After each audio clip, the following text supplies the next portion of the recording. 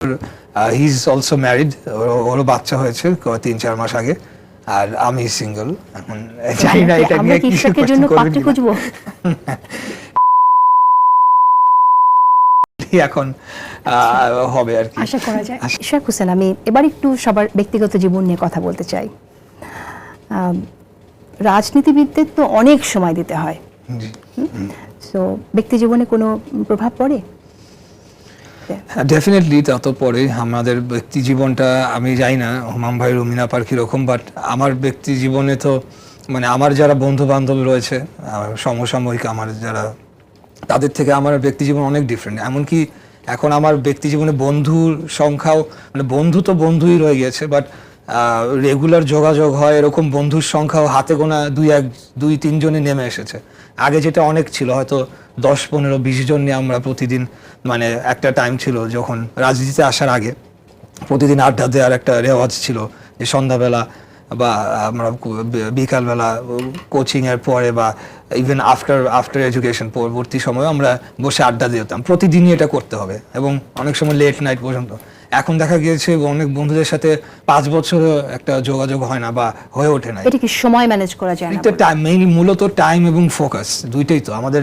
তো যেহেতু স্পেশালি আন্দোলনের মুডে যখন আমরা পুরোপুরি চলে যাই, গত কয়েক বছরে যেটা হয়েছে, তখন আমরা আসলে আর এটা মেনটেন করা হয় না। দেখা গিয়েছে যে অনেক সময় তো মামলা হামলার কারণে আমরা আত্মগোপনেও মাসের পর মাস থেকেছি, কোনো যোগাযোগ থাকে না। ফোন নাম্বার বারে বারে পরিবর্তন হয়েছে, কেউ যোগাযোগ করে রাখতে চাইলেও আমার এন্ড থেকেই সেটা করতে পারি না।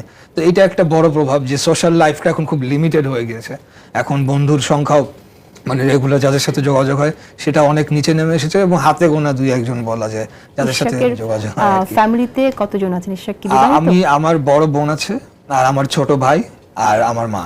আমরা তিনজন। আমার বোন দেশে বাইরে থাকেন, উনি তার 3টা বাচ্চা হয়েছে এবং ফ্যামিলি নিয়ে হাজবেন্ড সহ শি সেটেলড আপ। না, আমি ডেফিনেটলি বিয়ে করব, যেটা আমার এই প্রশ্নটা আমার অনেক ফেস করতে হয় বিভিন্ন, স্পেশালি রাজনীতি করলে তো এটা এলাকায় গেলে ওখানে মুরব্বীরা তো বলে, আর আত্মীয় তো রয়েছেনি যে কবে কেমনে কি। তো এতদিন তো একটা এক্সকিউজ ঠিক ছিল না, বাট এটা রিয়ালিটি। এক্সকিউজ হইলেও এটা রিয়ালিটি ছিল যে আসলে বিয়ে করার মতো বা ইয়ে করার মতো টাইম বা ফোকাস অ্যান্ড আমার জীবনে ওরকম কেউ ছিল না যে আমি জাস্ট করে ফেলবো, সেরকমও ছিল না। সো একটা বিয়ে তো আসলে এমনি করে ফেলা যায় না, ইটস অলসো অ্যান ইমোশনাল ইনভেস্টমেন্টের বিষয় থাকে। তো আমি ওই ইমোশনাল মাইন্ডসেটেই তো আমরা ছিলাম না যে একজনের সাথে ইমোশনালি ইনভেস্ট করবো, কারণ আমরা অলওয়েজ চিন্তা করতেছি যে কেমনে হাসিনাকে ফেলবো, কেমনে আমরা আন্দোলন সংগ্রাম করবো, কেমনে হরতাল অবরোধ করবো, আবার কেমনে জেল থেকে বের হবো, আবার তো জেলেও ছিলাম অনেকদিন।